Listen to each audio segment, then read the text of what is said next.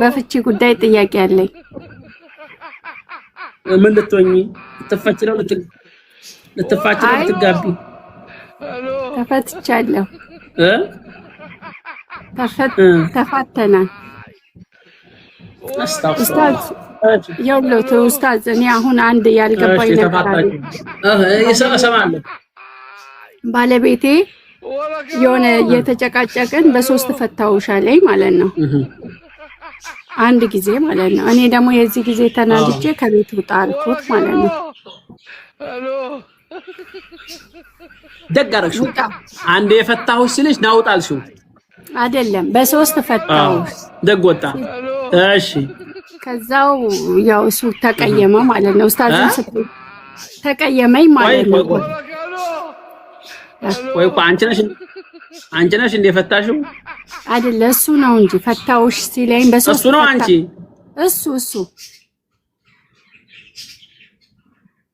በሶስት ፈታሽ። ከዛ በሶስት ፈታውሽ ሲለኝ እንግዲያውስ እንደዛ ከሆነ ውጣ ቤት መቀመጥ የለብህም አልኩት። አስወጣሁት።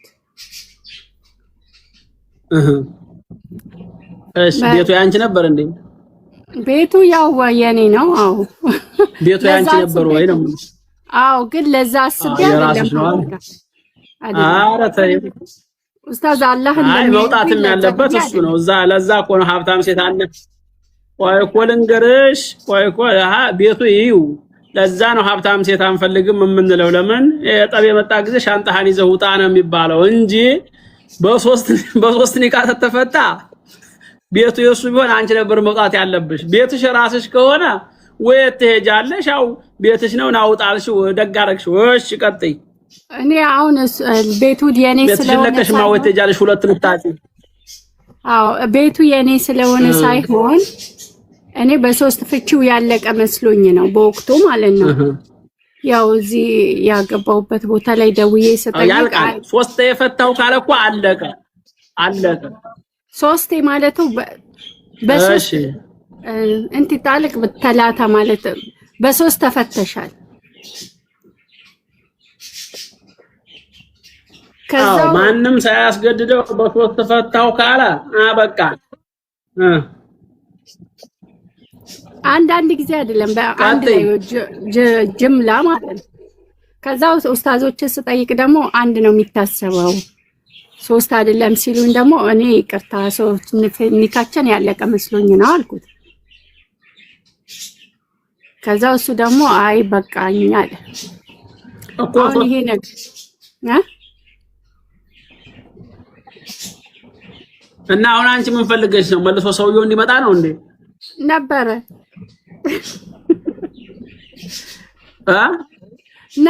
ግን አንደኛ በሶስት ተፈታ።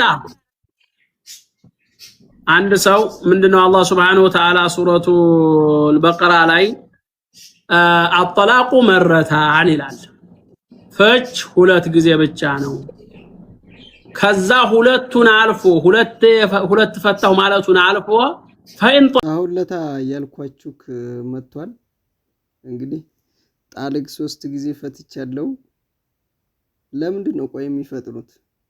ያው 3 ጊዜም ሆነ 2 ጊዜም ተፈታ ነው። እሷ ደግሞ ከቤቱ ጣልኩት እያለች ማለት ነው። ሰላም አለይኩም ወራህመቱላሂ ወበረካቱሁ። ሰላም ምርጦች እንዴት ናችሁ? ሰላም ናችሁ? ያላችሁበት ሰላማችሁ ይብዛ። እንግዲህ ያው ቤት ያልሰራ ወንድ ውጣልኝ ነው የሚባለው። ቤቱ የኔ ነበረ ውጣ አልኩት። በቃ ከፈታኝማ ውጣ ሁሉ ብላለች።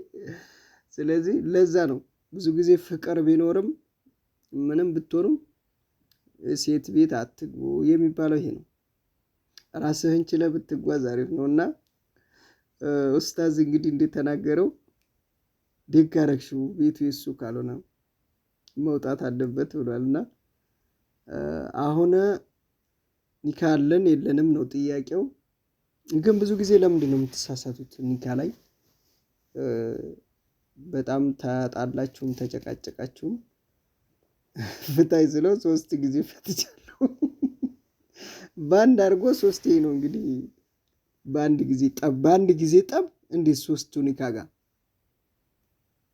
የሚገርም ነው። ይሄ አሁን በህግ አይመለስ በምን አይመለስ፣ ይሄ የሃይማኖት ጉዳይ ነው። የህግ በቃ ተፈታለች እቺ ልጅ 3 ኒካ በቃ ይሄ ልጅና እቺ ልጅ በቃ ምን ሆነዋል? ባዳ ሆነዋል ባንዴ። ባልና ሚስት ያው ከተለያየ ወልዱ ከሆነ በልጅ ሊዛመድ ይችላል፣ በልጅ ምናምን ሊያቀራረብ ይችላል። ከዛ ካለፈ ግን ያው ባዳ ነው፣ ምንም ነገር አያገናኛቸውም። እና ወደ ምክሬ ሲመጣ ያው ቤቷ ዘና ብሎ ገብቶ ውጣልኝ ተብሏል። ልክ ናት፣ አይፈረድባትም። ምክንያቱም ፈታት 3 ከፈታ እንግዲህ እቺ ልጅ ምን ታርገው? ያው ሸይጣን ከቀዘቀዘ በኋላ ባሏን አፍቃት ይሆናል እንዲመለስ የፈለገችውና ተመካክረው ነው እንግዲህ ኡስታዝን እስቲ ኒካ ካለን እንጠይቅ ያሉት። ሰው አንዴ ይሳሳታል እንጂ 3 ኒካ ላይ ተሳስታችሁ እንዴት ነው የምትጠይቁት? ሙስሊም ስተሆናችሁ ድረስ 3 ኒካ ፈታው ካለ ያው ፈቷል። ማንም ሳያስገድደው ነው ራሱ የፈታኝ አለች። አሁን ይሄ ነገር በግዳጅ በሆነ ነገር ቢሆን ምክንያት ሊኖር ይችላል፣ ምክንያታዊ ልትሆኑ ትችላላችሁ። ይሄ ነገር ግን ምንም ምክንያት የለውም። አንቺና እሱ ብቻ ተጨቃጨቃችሁ፣ ያው 3 ፈትቻታለሁ። ምን ያህል ጨጓራው የምታቃጥልኝ ነው? ቆይ አታምጣ እኮ ነው። ሴቶች ከባድ ናችሁ የምር። ጨጓራው ቅጥል ብሎ መቼም እዛች ቤት አልመለስም ብሎ ነው እሱ እንደዚህ ያደረገው። 3 ያለው በቃ ምንም አንቺን በእርሽበት መንገድ አልደርስም ለማለት ነው። ከዛ በኋላ ግን ሸይጣን ሲቀዘቅስ ስትታረቁ እንደዚህ አይነት አማርኛ ወደኋላ ተመልሶ መፈላለግ ይመጣል። አንዳንድ ወር ኒካ ጨርሶ አንዳንድ የምሰማው ነገር አለ። ቤተሰብ ኒካ እንደጨረሱ ያውቃሉ፣ ሚስቱ ጋር ኒካ እንደጨረሱ። እነሱ ግን ተፈላልገው አብረው የሚኖሩ አሉ፣ ኒካ ጨርሰው ተገናኝተው ማለት ነው። አሁን እነሳ ምንድን ነው የሚባሉት? እስቲ ሃይማኖት የለሽ ይባላሉ፣ አላህ የማይፈሩ ይባላሉ፣ አህያ ይባላሉ። ምንድን ነው ነው? አንቺም በሃይማኖቴ እኔም በሃይማኖቴ የሚለውን ይወክላል ይመስለኛል። ግን እነዚህ ሁለቱም ሃይማኖታቸው አንድ ሆኖ ኒካ ከጨረሱ አብረው መኖር፣ ኒካ ጨርሰው ብዙ ልጆች አሉ እንደዚህ የሚያደርጉ። ኒካውን ጨርሰውታል፣ ግን ምንም መራራቅ ሳይችሉ ፍቅር አስገድዷቸው አብረው የሚሆኑ ታውቃላችሁ እናንተ። እንደዚህ አይነት ጎረቤት ይኖራችኋል። እኔ አውቃለሁ እንደዚህ አይነት ልጆች። ግን እንዲሁ ማለቴ ሴትም ሞልቷል ለሱ፣ እሷም ደግሞ ወንድም ሞልቷል። ለምን ያስፈልጋል ይሄንን ሁሉ ሐራም ከመስራት? ኒካ አበቃ ከተባለ እንግዲህ አይሞት የሰው ልጅ ቢሞትም ይሻላል እኮ ሐራም ከመሰብሰብ፣ ድብን ብሎ ቢሞት ይሻላል።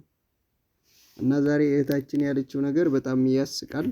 ሁላችሁም ግን አትሮጡ። በተለይ ወንዶች ኒካ ላይ ውጣ ካለችው ወጥቶ ይሄድ፣ በኋላ የሚጠይቀውን መጠየቅ ይሻላል እንጂ 3ቱንም ኒካ ጨርሻለሁ ግልግል አረጋት እኮ